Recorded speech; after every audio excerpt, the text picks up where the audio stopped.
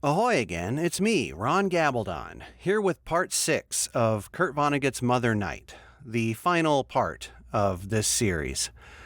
I had a lot of fun doing this one. It's a very interesting story, and again, I want to apologize for all of the accents. I know that they're all over the place, especially the Chicago accents and a lot of the Eastern European accents, but the German I'm still very proud of.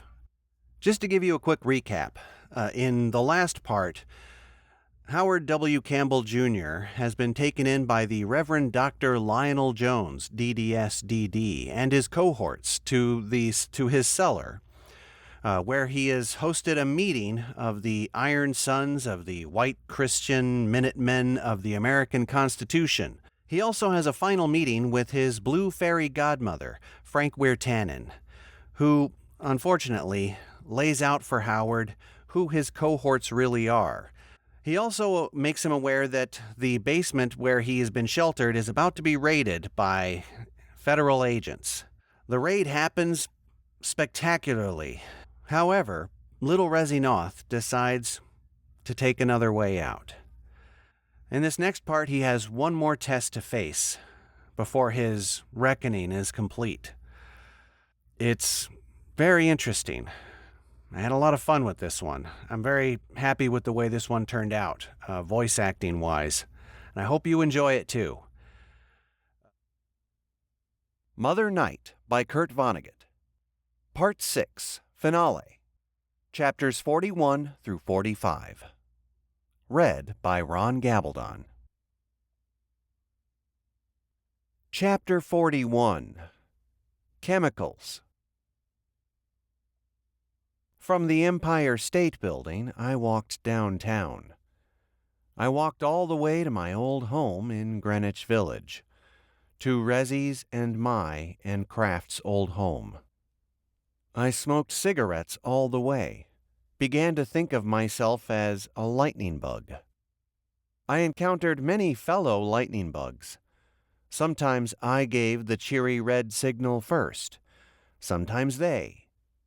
And I left the seashell roar and the aurora borealis of the city's heart farther and further behind me.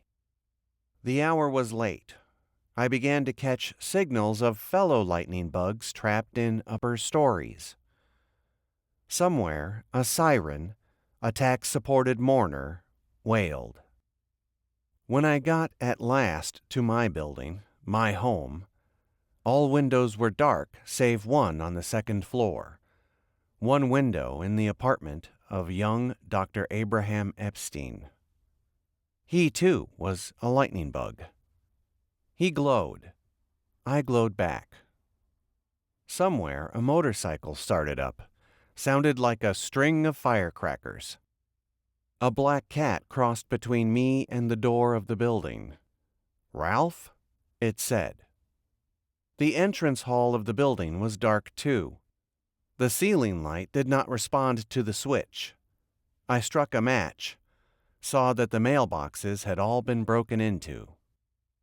In the wavering light of the match and the formless surroundings, the bent and gaping doors of the mailboxes might have been the doors of cells in a jail in a burning city somewhere. My match attracted a patrolman. He was young and lonesome. "What are you doing here?" he said. "I live here," I said. "This is my home." "Any identification?" he said. So I gave him some identification, told him the attic was mine. "You're the reason for all this trouble," he said. He wasn't scolding me, he was simply interested. "If you say so," I said. "I'm surprised you came back," he said. "I'll go away again," I said. "I can't order you to go away," he said. "I'm just surprised you came back." "It's all right for me to go upstairs?" I said. "It's your home," he said. "Nobody can keep you out of it." "Thank you," I said. "Don't thank me," he said. "It's a free country, and everybody gets protected exactly alike." He said this pleasantly. He was giving me a lesson in civics. That's certainly the way to run a country, I said. I don't know if you're kidding me or not, he said, but that's right. I'm not kidding you, I said. I swear I'm not. This simple oath of allegiance satisfied him. My father was killed on Iwo Jima, he said. I'm sorry, I said. I guess there were good people killed on both sides, he said. I think that's true, I said. You think there'll be another one? He said. Another what? I said. Another war, he said. Yes, I said. Me too, he said. Isn't that hell? You chose the right word, I said. What can any one person do? He said. Each person does a little something, I said, and there you are. He sighed heavily. It all adds up, he said. People don't realize. He shook his head. What should people do? Obey the laws, I said. They don't even want to do that, half of them, he said. The things I see, the things people say to me, sometimes I get very discouraged. Everybody does that from time to time, I said. I guess it's partly chemistry, he said. What is? I said. Getting down in the dumps, he said. Isn't that what they're finding out? That a lot of that's chemicals. I don't know, I said. That's what I read, he said. That's one of the things they're finding out. Very interesting, I said. They can give a man certain chemicals, and he goes crazy, he said. That's one of the things they're working with. Maybe it's all chemicals. Very possible, I said. Maybe it's different chemicals that different countries eat that makes people act in different ways at different times, he said. I'd never thought of that before, I said. Why else would people change so much, he said. My brother was over in Japan, and he said the Japanese were the nicest people he ever met, and it was the Japanese who killed our father. Think about that for a minute. All right, I said. It has to be chemicals, doesn't it? He said. I see what you mean, I said. Sure, he said. You think about it some more. All right, I said. I think about chemicals all the time, he said. Sometimes I think I should go back to school and find out all the things they've found out so far about chemicals. I think you should, I said. Maybe, when they find out more about chemicals, he said, there won't have to be policemen, or wars, or crazy houses, or divorces, or drunks, or juvenile delinquents, or women gone bad, or anything anymore. That sure would be nice, I said. It's possible, he said.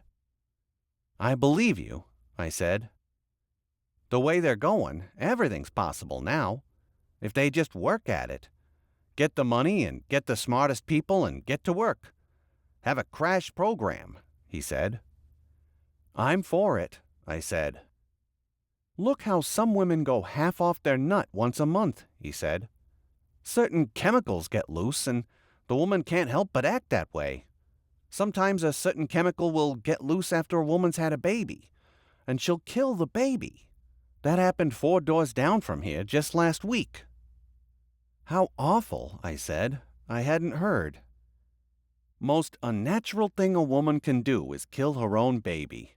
But she did it, he said. Certain chemicals in her blood made her do it, even though she knew better. Didn't want to do it at all. I said.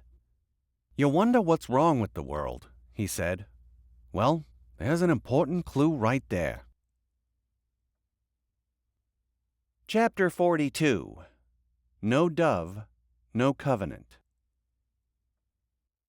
I went upstairs to my ratty attic, went up the oak and plaster snail of the stairwell. While the column of air enclosed by the stairs had carried in the past a melancholy freight of coal dust and cooking smells and the sweat of plumbing, That air was cold and sharp now. Every window in my attic had been broken. All warm gases had been whisked up the stairwell and out my windows, as though up a whistling flue. The air was clean. The feeling of a stale old building suddenly laid open, an infected atmosphere lanced, made clean, was familiar to me. I had felt it often enough in Berlin. Helga and I were bombed out twice. Both times there was a staircase left to climb. One time we climbed the stairs to a roofless and windowless home, a home otherwise magically undisturbed. Another time we climbed the stairs to cold, thin air, 2 floors below where home had been. Both moments at those splintered stairheads under the open sky were exquisite. The exquisiteness went on for only a short time, naturally, for, like any human family, we loved our nests and needed them. But, for a minute or two anyway, Helga and I felt like Noah and his wife on Mount Ararat. There is no better feeling than that. And then the air raid sirens blew again, and we realized that we were ordinary people, without dove or covenant, and that the flood, far from being over, had scarcely begun. I remember one time when Helga and I went from the head of a splintered staircase in the sky down into a shelter deep in the ground, and the big bombs walked all around above, and they walked and they walked and they walked, and it seemed like they would never go away. And our shelter was long and narrow, like a railroad car, and it was full. And there was a man, a woman, and their 3 children on the bench facing Helga and me. And the woman started speaking to the ceiling, the bombs, the airplanes, the sky, and to God Almighty above all that. She started softly, but she wasn't talking to anybody in the shelter itself. "All right," she said. "Here we are. We're right down here. We hear you up there. We hear how angry you are." The loudness of her voice jumped sharply. "Dear God, how angry you are!" she cried. Her husband, a haggard civilian with a patch over one eye, with the recognition button of the Nazi Teachers Union on his lapel, spoke to her warningly. She did not hear him. "What is it you want us to do?" she said to the ceiling and all that lay above. "Whatever it is you want us to do," she said, "tell us and we'll do it." A bomb crashed down close by, shook loose from the ceiling a snowfall of calcimine, brought the woman to her feet, shrieking, and her husband with her. "We surrender! We give up!" she yelled, and great relief and happiness spread over her face. "You can stop now!" she yelled. She laughed. "We quit! It's over!" She turned to tell the good news to her children. Her husband knocked her cold. That one-eyed teacher set her down on the bench, propped her against the wall. And then he went to the highest-ranking person present, a vice admiral as it happened. "She's a woman. Hysterical. They get hysterical. She doesn't mean it. She has the golden order of parenthood," he said to the vice admiral. The vice admiral wasn't baffled or annoyed. He didn't feel miscast. With fine dignity, he gave the man absolution. "It's all right," he said. "It's understandable. Don't worry." The teacher marveled at a system that could forgive weakness. "Heil Hitler," he said, bowing as he backed away. "Heil Hitler," said the vice admiral. The teacher now began to revive his wife. He had good news for her, that she was forgiven, that everyone understood. And all the time the bombs walked and walked overhead, and the school teacher's 3 children did not bat an eye. Nor, I thought, would they ever. Nor, I thought, would I, ever again. Chapter 43. St. George and the Dragon. The door of my ratty attic had been tore off its hinges, had disappeared entirely. In its place, the janitor had tacked a pup tent of mine, and over the pup tent a zigzag of boards. He had written on the zigzag boards, in gold radiator paint that reflected the light of my match, "Nobody and nothing inside." Be that as it may, somebody had since ripped a bottom corner of the canvas free of its tacks, giving my ratty attic a small triangular flap door, like a teepee. I crawled in. The light switch in my attic did not respond either. What light there was came through the few unbroken window panes. The panes had been replaced with wads of paper, rags, clothes, and bedding. Night winds whistled around these wads. What light there was blue. I looked out through the back windows by the stove, looked down into the foreshortened enchantment of the little private park below, the little Eden formed by joined backyards. No one was playing in it now. There was no one in it to cry, as I should have liked someone to cry, "Ollie, ollie, oxen free." There was a stir, a rustle in the shadows of my attic. I imagined it to be the rustle of a rat. I was wrong. It was the rustle of Bernard B. O'Hare, the man who had captured me so long ago.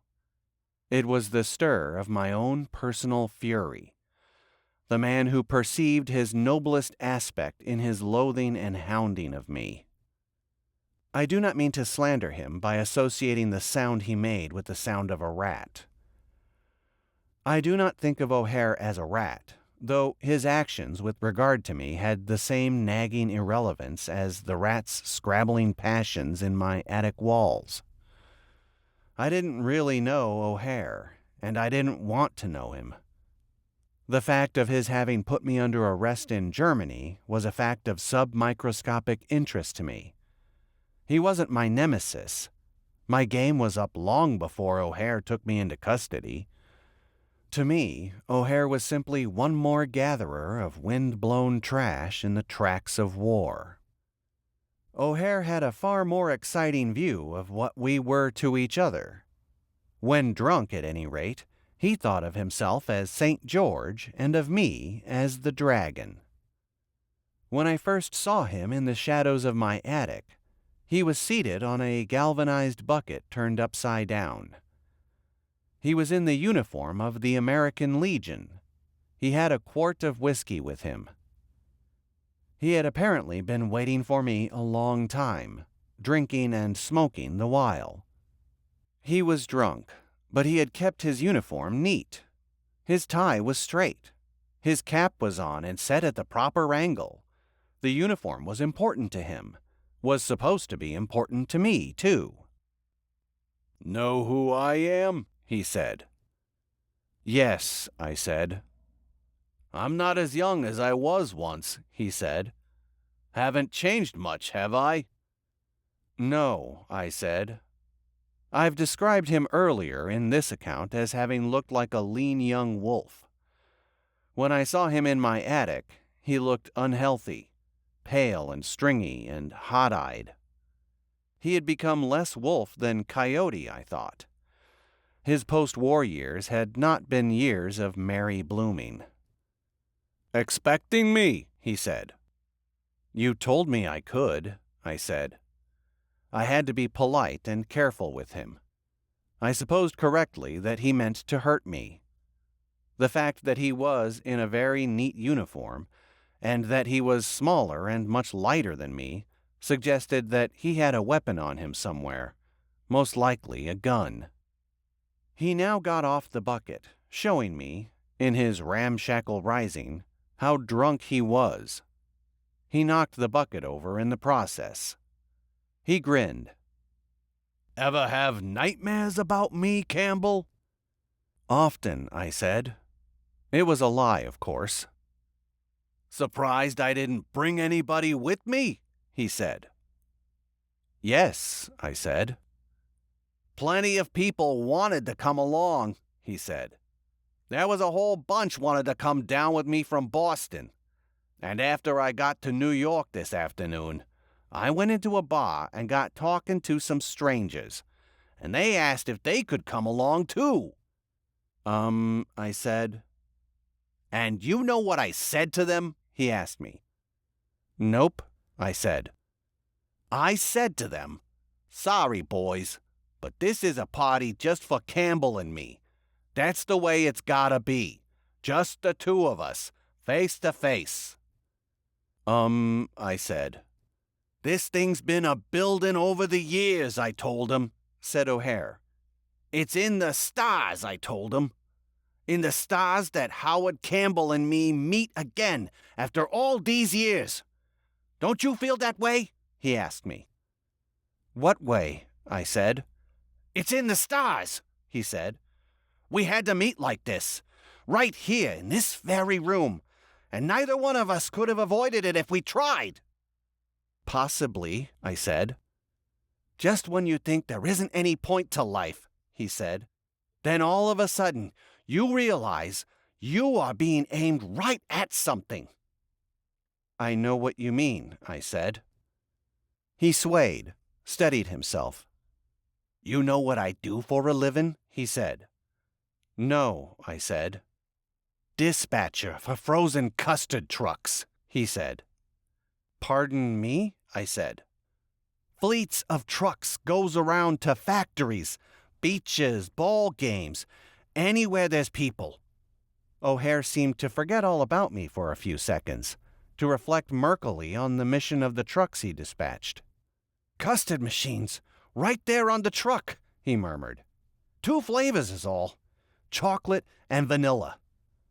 His mood was exactly what poor Resi's mood had been when she told me about the ghastly pointlessness of her job at a cigarette-making machine in Dresden. "When the war ended," O'Hare said to me, "I expected to be a lot more in 15 years than a dispatcher of frozen custard trucks." "I guess we've all had disappointments," I said. He didn't respond to this feeble try at brotherhood. His concern was for himself alone. "I was going to be a doctor. I was going to be a lawyer, a writer, an architect, an engineer, a newspaper reporter," he said. "There wasn't anything I couldn't be," he said. "And then I got married," he said. "And the wife started having kids right away. And I opened the damn diaper service with a buddy. And the buddy ran off with the money. And the wife kept having kids. After the diaper service, it was Venetian blinds. And after the Venetian blind business went bust, it was frozen custard. And all the time, the wife was having more kids. And the damn car breaking down. And bill collectors coming around. And termites boiling out of the baseboards every spring and fall." "Sorry," I said. "And I asked myself," said O'Hare, "what does it mean? Where do I fit in? What's the point of any of it?" "Good questions," I said softly, and I put myself close to a pair of heavy fire tongs. "And then somebody sent me a copy of that newspaper with the story of how you were still alive," said O'Hare, and he relived for me the cruel excitement the story had given him. "And then it hit me," he said, "why I was alive, and what the main thing was I was supposed to do." He took a step toward me, his eyes wide. "Here I come, Campbell, out of the past." "How do you do?" I said. "You know what you are to me, Campbell," he said. "No," I said. "You're pure evil," he said. "You're absolutely pure evil." "Thank you," I said.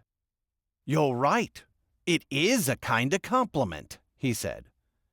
"Usually a bad man's got some good in him, almost as much good as evil. But you," he said, You're the pure thing. For all the good there is in you, you might as well be the devil." "Maybe I am the devil," I said. "Don't think I haven't thought of that," he said. "What do you plan to do with me?" I asked him. "Take you apart," he said, rocking back and forth on the balls of his feet, rolling his shoulders, loosening them. "When I heard you were alive, I knew it was something I had to do. There wasn't any way out," he said. "It had to end like this." "I don't see why," I said. "Then by God, I'll show you why," he said. "I'll show you, by God. I was born just to take you apart. Right here and now." He called me a yellow belly. He called me a Nazi. And then he called me the most offensive compound word in the English language. So I broke his good right arm with the fire tongs. That is the only violent act I ever committed in what has now been a long, long life. I met O'Hare in single combat, and I beat him. Beating him was easy. O'Hare was so drugged by booze and fantasies of good triumphing over evil that he hadn't expected me to defend myself. When he realized that he'd been hit, that the dragon meant to give St. George a real tussle, he looked very surprised. "So that's the way you want to play," he said. And then the agony of a multiple fracture suffused his nervous system, and tears came to his eyes. "Get out," I said. "Or do you want me to break your other arm and your head, too?" I put the tip of the fire tongs by his right temple, and I said, "And I'll take the gun or the knife or whatever it is before you go." He shook his head. The pain was so awful that he could not speak. "You're not armed?" I said. He shook his head again.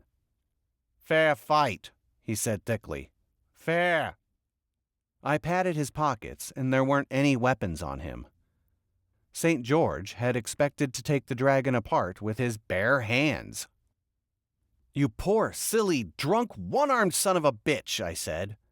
I tore down the tent in my doorway, kicked out the zigzag of boards. I shoved O'Hare through the opening onto the landing outside. The railing stopped O'Hare, and he gazed down the stairwell, down a beckoning helix to the patch of sure death below. "I'm not your destiny or the devil either," I said. "Look at you. Came to kill evil with your bare hands, and now away you go with no more glory than a man sideswiped by a Greyhound bus. And that's all the glory you deserve," I said. "That's all that any man at war with pure evil deserves." "There are plenty of good reasons for fighting," I said, "but no good reason ever to hate without reservation. To imagine that God Almighty himself hates with you, too. Where's evil? It's that large part of every man that wants to hate without limit, that wants to hate with God on his side. It's that part of every man that finds all kinds of ugliness so attractive. It's that part of an imbecile," I said, "that punishes and vilifies and makes war gladly." Whether it was my words or humiliation or booze or surgical shock that made O'Hare throw up, I do not know. Throw up he did. He flashed the hash down the stairwell from 4 stories up. "Clean it up," I said. He faced me, his eyes still filled with undiluted hatred. "I'll get you yet, brother," he said. "That may be," I said, "but it won't change your destiny of bankruptcies, frozen custard, too many children, termites, and no cash. If you want to be a soldier in the legions of God so much," I told him, "try the Salvation Army." And O'Hare went away. Chapter 44. Kambu. It is a common experience among jailbirds to wake up and wonder why they are in jail. A theory I propose to myself on such occasions is that I am in jail because I could not bring myself to walk through or leap over another man's vomit. I am referring to the vomit of Bernard B. O'Hare on the foyer floor at the bottom of the stairwell. I left my attic shortly after O'Hare did. There was nothing to keep me there.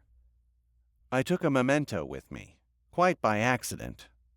As I left my attic, I kicked something over the threshold and onto the landing. I picked it up. It was a pawn from the chess set I had carved from a broom handle. I put it in my pocket.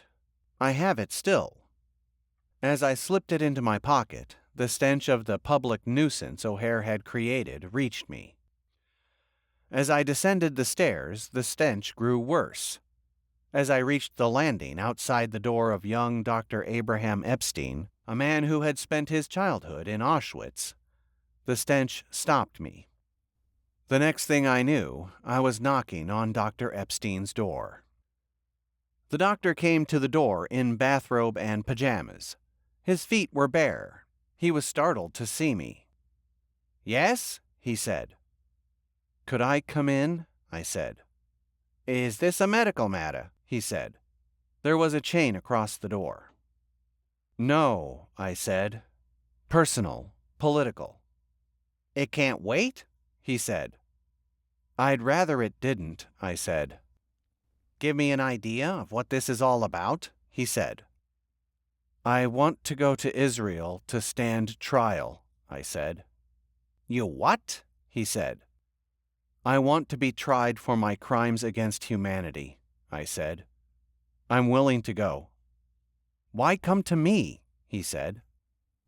"I thought you might know somebody who'd like to be notified," I said. "I'm not a representative of Israel," he said. "I'm an American. Tomorrow you can find all the Israelis you want." "I'd like to surrender to an Auschwitzer," I said. This made him mad.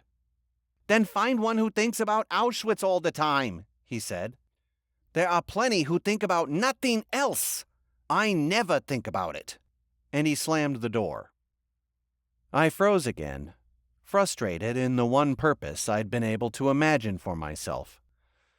What Epstein had said about Israelis being available in the morning was surely true. But there was still the night to get through, and I could not move. Epstein talked to his mother. They talked in German. I heard only bits of what they said. Epstein was telling his mother what had just happened. One thing I did hear that impressed me was their use of my last name, the sound of my last name. Kambu, they said again and again. That was Campbell to them. That was the undiluted evil in me, the evil that had had its effect on millions, the disgusting creature good people wanted dead and underground. Kambu. Epstein's mother got so excited about Kambu and what he was up to now that she came to the door. I'm sure that she did not expect to see Kambu himself. She wanted only to loathe and wonder at the heir he had lately displaced. She opened the door, her son right behind her, telling her not to do it. She almost fainted at the sight of Kambu himself. Kambu in a state of catalepsis. Epstein pushed her aside, came out as though to attack me. "What do you think you're doing?" he said. "Get the hell away from here!" When I did not move, did not reply, did not even blink, did not even seem to breathe, he began to understand that I was a medical problem after all. "Oh, for Christ's sake!" he lamented. Like a friendly robot, I let him lead me inside. He took me back into the kitchen area of his flat, sat me down at a white table there.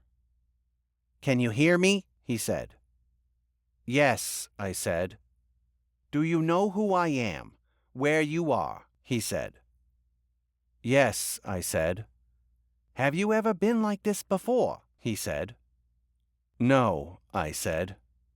You need a psychiatrist, he said. I'm no psychiatrist. I told you what I need, I said. Call up somebody. Not a psychiatrist. Call up somebody who wants to give me a trial. Epstein and his mother, a very old woman, argued back and forth about what to do with me. His mother understood my illness immediately, that it was my world rather than myself that was diseased.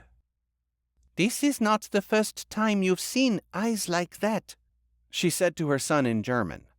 "Not the first man you've seen who could not move unless someone told him where to move, who longed for someone to tell him what to do next, who would do anything anyone told him to do next. You saw thousands of them at Auschwitz." "I don't remember," said Epstein tautly.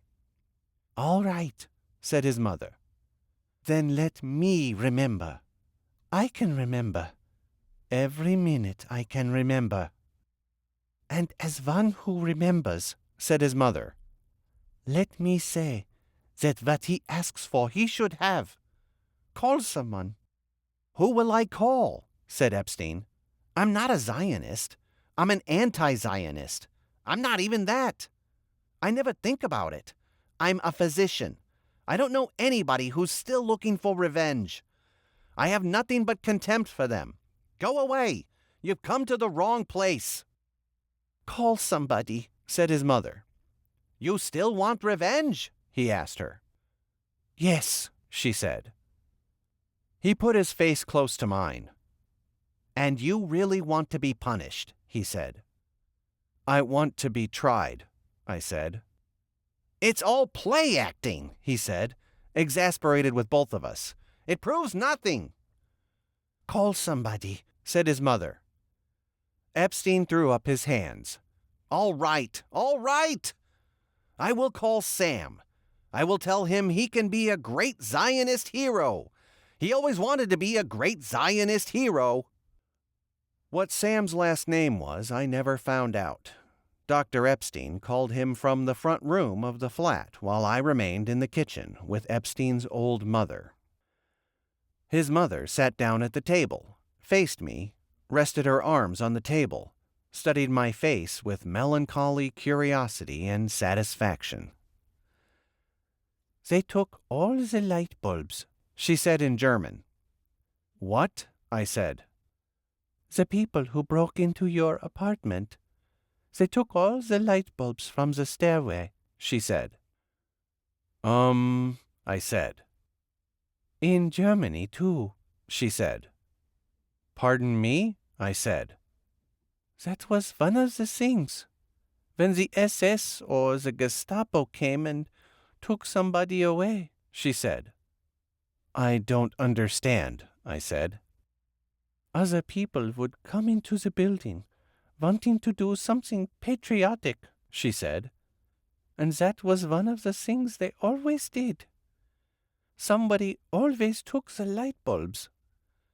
She shook her head.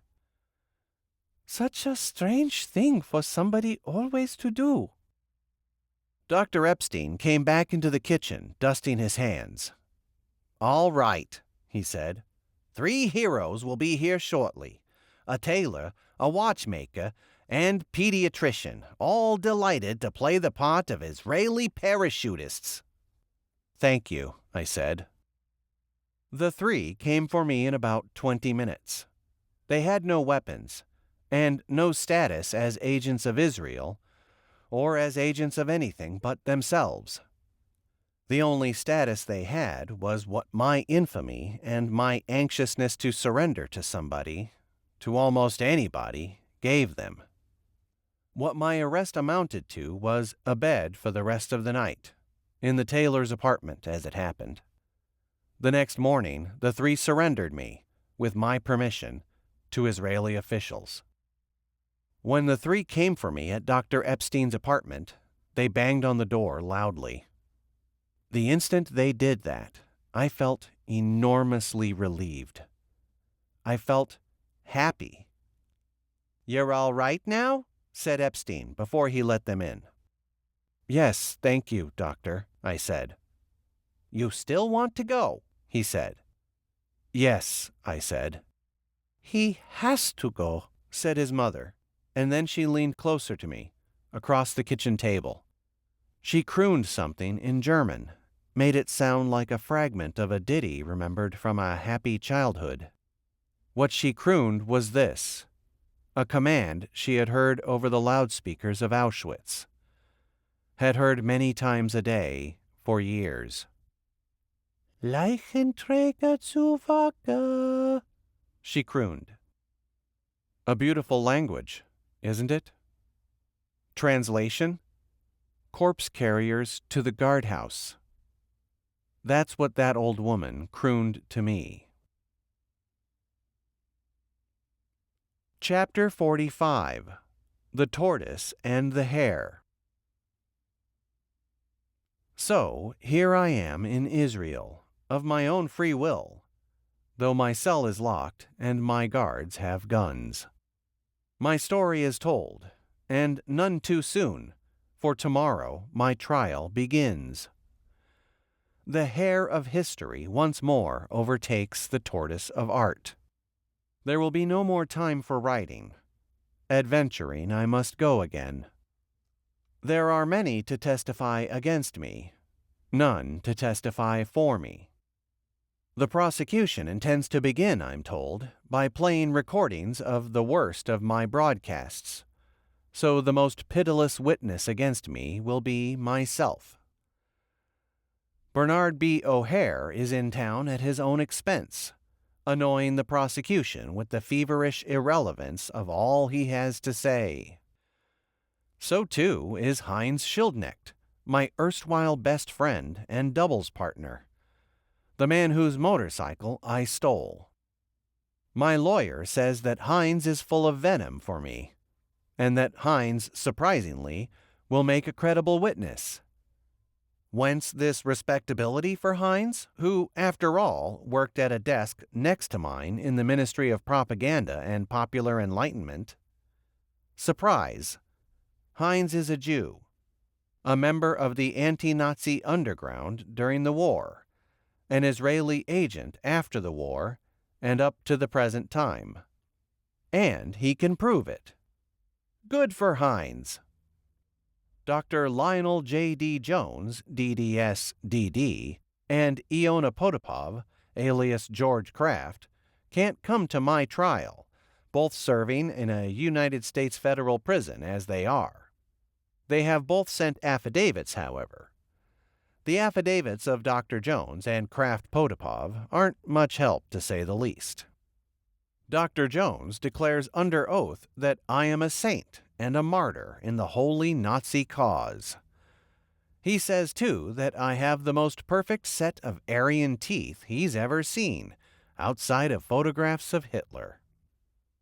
Kraft Potapov declares under oath that Russian intelligence was never able to turn up any proof that I had been an American agent. He offers the opinion that I was an ardent Nazi, but that I shouldn't be held responsible for my acts since I was a political idiot, an artist who could not distinguish between reality and dreams. The three men who took me into custody in Dr. Epstein's apartment are on hand for the trial.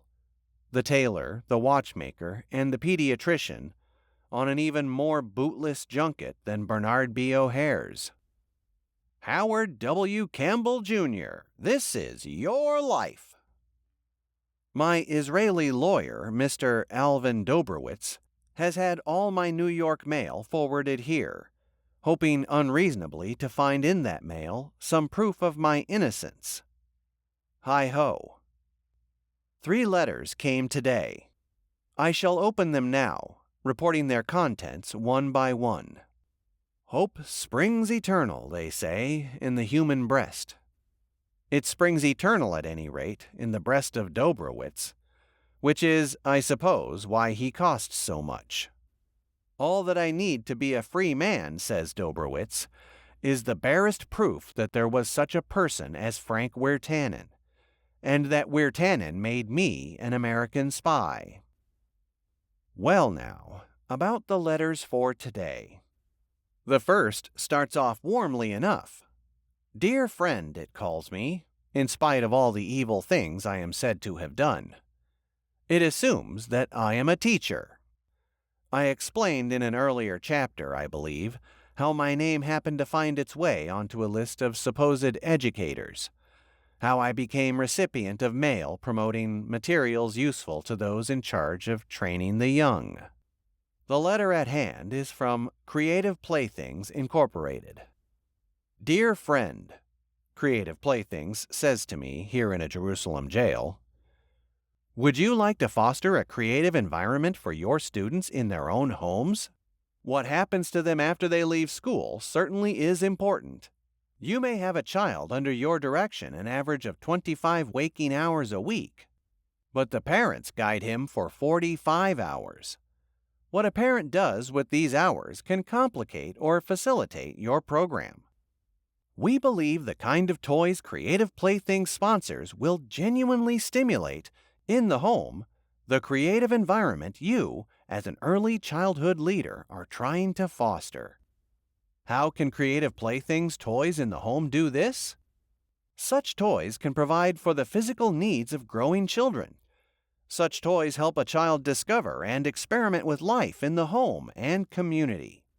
Such toys promote opportunities for individual expression, which may be lacking in the group life of the school. Such toys help the child work off aggressions. To which I reply, Dear friends, as one who has experienced extensively with life in the home and community, using real people in true-to-life situations, I doubt that any playthings could prepare a child for 1/1,000,000th of what is going to hit him in the teeth, ready or not. My own feeling is that a child should start experimenting with real people and real communities from the moment of birth if possible. If for some reason these materials are not available, then playthings must be used. But not bland, pleasing, smooth, easily manipulated playthings like those in your brochure, friends. Let there be nothing harmonious about our children's playthings, lest they grow up expecting peace and order, and be eaten alive. As for children's working off aggressions, I'm against it. They are going to need all the aggressions they can contain for ultimate release in the adult world. Name one great man in history who did not go boiling and bubbling through childhood with a lashed-down safety valve. Let me tell you that the children in my charge for an average of 25 hours a week are not likely to lose their keen edge during the 45 hours they spend with their parents. They aren't moving hand-carved animals on and off a Noah's Ark, believe me. They are spying on real grown-ups all the time, learning what they fight about, what they're greedy for, how they satisfy their greed, why and how they lie, what makes them go crazy, the different ways they go crazy, and so on. I cannot predict the fields in which these children of mine will succeed, but I guarantee success for them without exception, anywhere in the civilized world. Yours for realistic pedagogy, Howard W. Campbell Jr. The second letter? It too addresses Howard W. Campbell Jr. as Dear Friend, proving that at least 2 out of 3 letter writers today aren't sore at Howard W. Campbell Jr. at all. The letter is from a stockbroker in Toronto, Canada. It is addressed to the capitalistic aspect of me. It wants me to buy stock in a tungsten mine in Manitoba.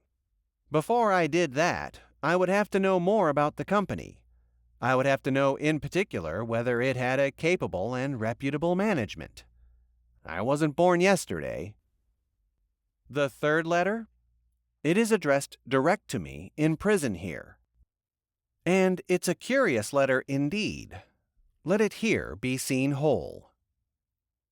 Dear Howard, the discipline of a lifetime now collapses like the fabled walls of Jericho.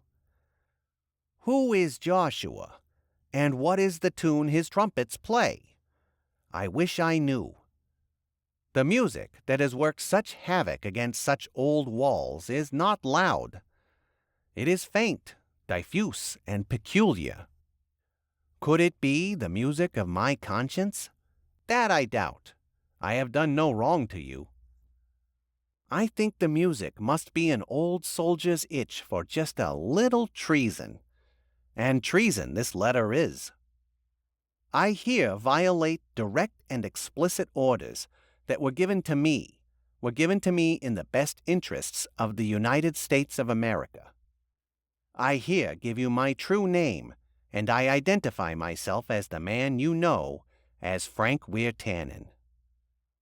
My name is Harold J. Sparrow. My rank at the time of retirement from the United States Army was Colonel. My serial number is 0611134. I exist, can be seen, heard, and touched almost any day in or around the only dwelling on Coggins Pond, 6 miles due west of Hinkleyville, Maine. I affirm, and will affirm under oath, that I recruited you as an American agent, and that you, at personal sacrifices that proved total, became one of the most effective agents of the Second World War. If there must be a trial of Howard W. Campbell Jr. by the forces of self-righteous nationalism, let it be one hell of a contest. Yours truly, Frank. So I am about to be a free man again, to wander where I please. I find the prospect nauseating. I think that tonight is the night I will hang Howard W. Campbell Jr. for crimes against himself. I know that tonight is the night. They say that a hanging man hears gorgeous music. Too bad that I, like my father, unlike my musical mother, am tone-deaf. All the same, I hope that the tune I am about to hear is not Bing Crosby's White Christmas. Goodbye, cruel world. Auf Wiedersehen.